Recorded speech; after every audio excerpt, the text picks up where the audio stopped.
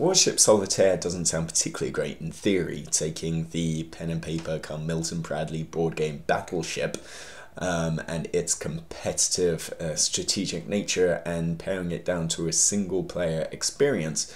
But that's only until you realize that this is less a game of battleships and more a game of Picross, and kind of mixed with a little bit of Sudoku in there as well, and things start to become a little bit more appealing. This is, in essence, a puzzle game, not a strategy one. You're given a 7x7 grid, and hidden within are a battleship-style fleet. One large battleship consisting of 3 pieces, 2 smaller ships, 2 pieces each, and then 3 separate boats that are 1 square. Much like a Picross game, there are numbers at the end of each row telling you how many squares within that row or within that column can possibly be a hit, and therefore how many should be left blank. The trick is, unlike Picross, where there is very strict rules about the numbers at the end of each row and each column, letting you know how many vertiginous squares can be shaded in.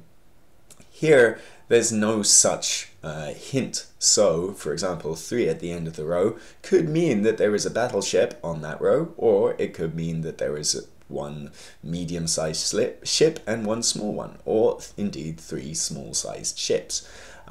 It's really difficult then to kind of get a handle on at first how many ships are in a particular row or column and how they might be arranged.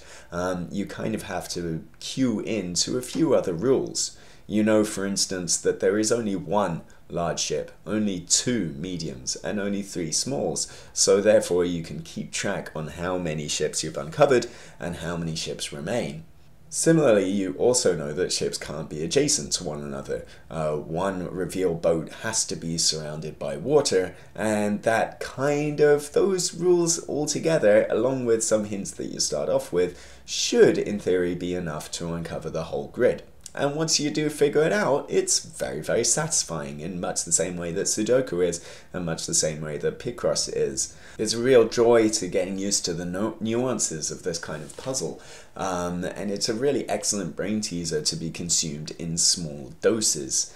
The only thing is that there's an awful lot of it to consume in small doses, almost too much. 25 stages in each tier of difficulty and 5 difficulty levels make for an awful lot to wolf down, especially when the experience is pretty uniform across. Even as difficulty levels ascend, you're not necessarily looking at bigger grids, wider swathes of sea, or bigger fleets. It's pretty much the same experience in, say, Lieutenant than it is in Chortle Seaman.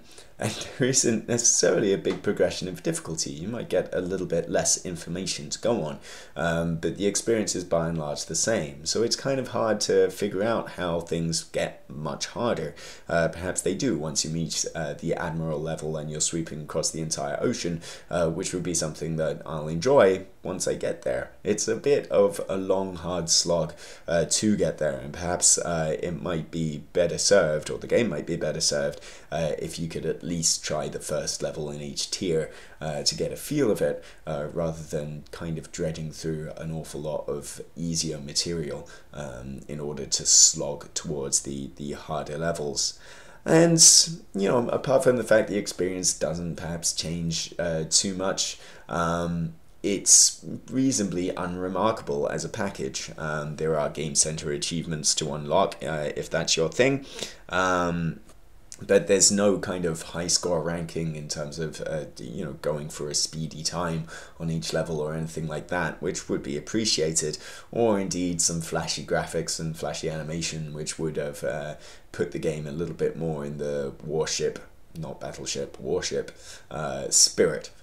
But if you're in the mood for a kind of no-frills, interesting little puzzle game, then you can check out Warship Solitaire for the cheapest price that iTunes offers to whatever your region may be, come January the 15th. For more war on the high seas, check out kaijupop.com.